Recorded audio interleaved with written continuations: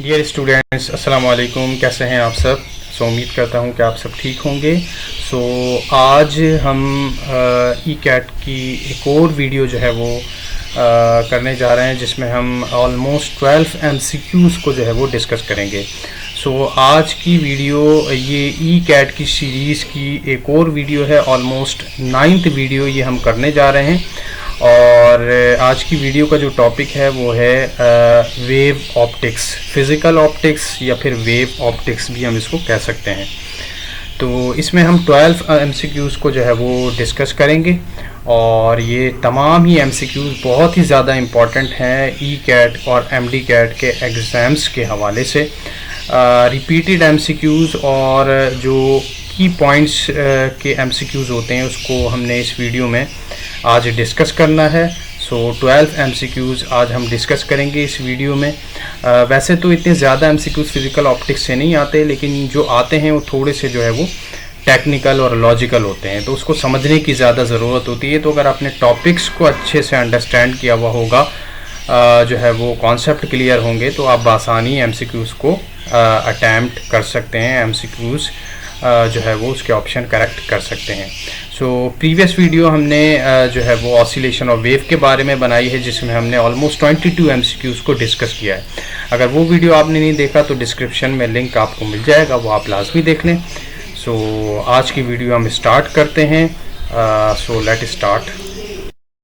First MCQ है, you can see on your screen, wave theory of light was proposed by. Wave theory of light जो है ये किसने propose किया? Thomas Young, हाइगन, Newton, Maxwell. Wave theory of light जो है ये हाइगन ने प्रपोज किया था। वैसे तो जो लाइट की नेचर है उसको डिफरेंट साइंटिस्ट ने डिस्कस किया है। सबसे पहले न्यूटन ने डिस्कस किया था कि लाइट जो है वो कर्पस्कुलर्स है, यानी कि पार्टिकल जो है वो उसके ऊपर मुश्तमिल होती है लाइट। फिर उसके बाद जो है वो हाइगन की थ्योरी आई, जिसको हम वेव थ्योरी ऑफ लाइट कहते हैं। फिर इसको जो है वो बहुत सारे साइंटिस्ट ने जो है वो एक्सपेरिमेंट करके इसको सक्सेसफुल किया। जैसे कि थॉमस यंग ने जो यंग डबल स्लिट एक्सपेरिमेंट है उसको करके साबित किया कि जो लाइट की जो नेचर है वो वेव नेचर है। तो वेव थ्योरी ऑफ लाइट जो है ये हाइगन ने प्रपोज किया, और उसकी थ्योरी जो है वो वैलिड रही है। आगे बढ़ते हैं। The blue colour of sky is due to. Blue colour of sky किसकी वजह से होता है? तो याद रखिएगा, जब भी सन से लाइट आती है तो अर्थ के अक्रॉस जो है वो वाटर ड्रॉपलेट होते हैं। वाटर ड्रॉपलेट से जो है वो क्या होता है कि लाइट जो है वो टकराती है। जब लाइट आएगी और वाटर ड्रॉपलेट से टकराएगी तो फिर उसमें क्या होगा? स्कैटरिंग का फिनोमेना होगा। लाइट चूँकि 7 कलर के ऊपर मुश्तमिल होती है, तो वो 7 कलर जो है वो उसमें से स्कैटर्ड हो जाएंगे, और सबसे ज़्यादा जो लाइट का कलर स्कैटर्ड होगा वो होगा ब्लू कलर। ब्लू कलर जो है वो सबसे ज़्यादा स्कैटर्ड होगा। ब्लू कलर की वेवलेंथ जो है वो सबसे कम होती है। सबसे कम होने की वजह से इसका स्कैटरिंग जो क्राइटेरिया है ये स्कैटर्ड सबसे ज़्यादा होती है।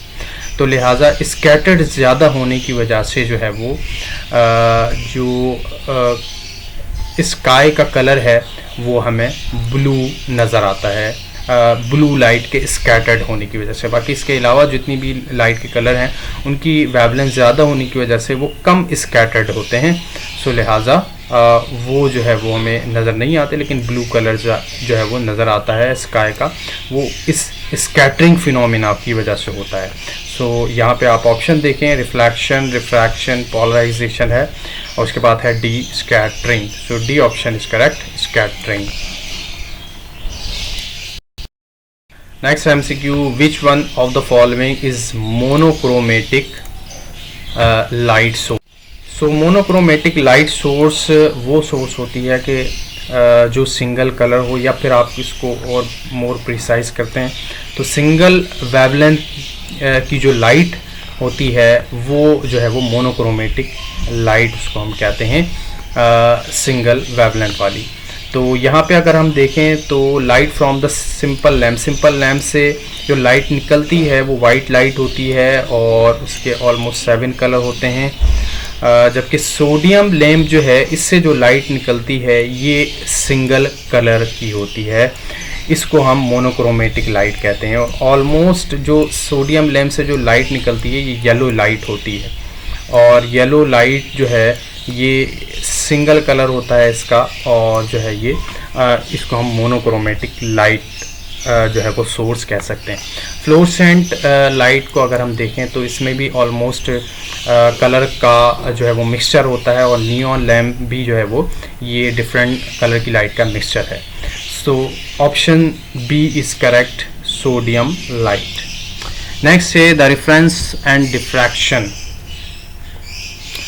Interference and diffraction. Interference and diffraction of light support the particle nature of light, quantum nature of light, transverse nature of light, wave nature of light. So option D is correct, wave nature of light. Interference of और जो diffraction का phenomena है वैसे तो ये longitudinal wave में भी होता है, ट्रांसफर वेव में भी होता है।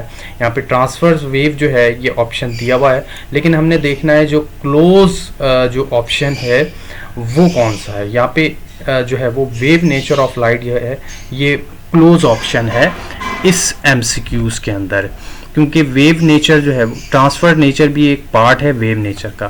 सो लिहाजा वेव नेचर ऑफ लाइट जो है ये क्लोजेस्ट है। बहुत से ऐसे एमसीक्यूज आते हैं जिसके ऑप्शन जो है वो कुछ क्लोज होते हैं, 2 ऑप्शन या फिर 3 ऑप्शन क्लोज होते हैं। तो जब सबसे ज़्यादा क्लोजेस्ट होता है हमने उसके ऊपर जो है वो मार्क करना होता है। सो ये डी ऑप्शन इसका करेक्ट है। Polarisation of light take place in polarization of light take place in option A longitudinal waves, transverse wave, C है matter wave, D है none of these। polarization of wave ये तो हम जानते हैं कि ये फिनोमिना जो है वो फिनोमिना होता है कि जिसमें जो है वो लाइट पोलराइज्ड हो जाए, और लाइट पोलराइज्ड जब ही होगी जब लाइट जो है वो वेव नेचर बिहेव करेगी, या फिर वो लाइट जिसके पार्टिकल जो है वो perpendicular to the direction of wave move कर रहे होंगे। ये वेव की अगर डायरेक्शन है तो इसके particle perpendicular to the direction of wave होने चाहिए। तो ऐसी वेव जो है वो पोलराइजेशन का फिनोमिना परफॉर्म करेगी। तो ट्रांसफर वेव हमारे पास वो वेव है कि जिसके पार्टिकल जो है वो perpendicular to the direction of wave होते हैं, तो इससे जो है वो पोलराइजेशन का फिनोमिना इजीली हो जाता है।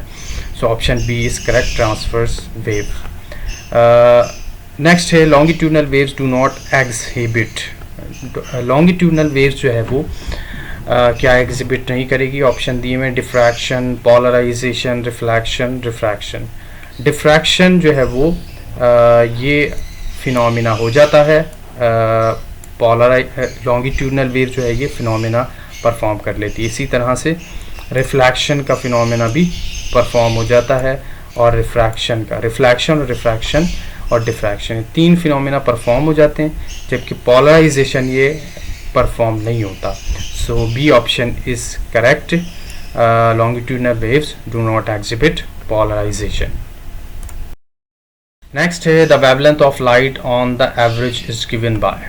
वेवलेंथ ऑफ लाइट की जो रेंज होती है, क्योंकि जो इलेक्ट्रोमैग्नेटिक वेव स्पेक्ट्रम होता है इस स्पेक्ट्रम में विजिबल लाइट का भी एक रीजन है, और वो रीजन लाई करता है ऑलमोस्ट 400 नैनोमीटर से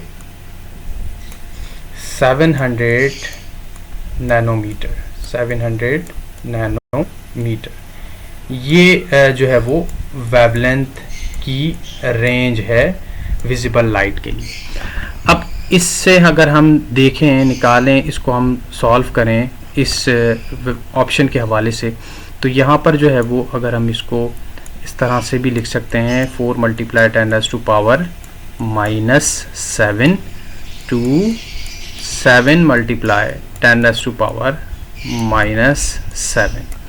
सो 10⁻⁻⁷ जो है ये जो है वो इसका ऑर्डर इस तरह से बन रहा है विजिबल लाइट की जो रेंज होती है वो।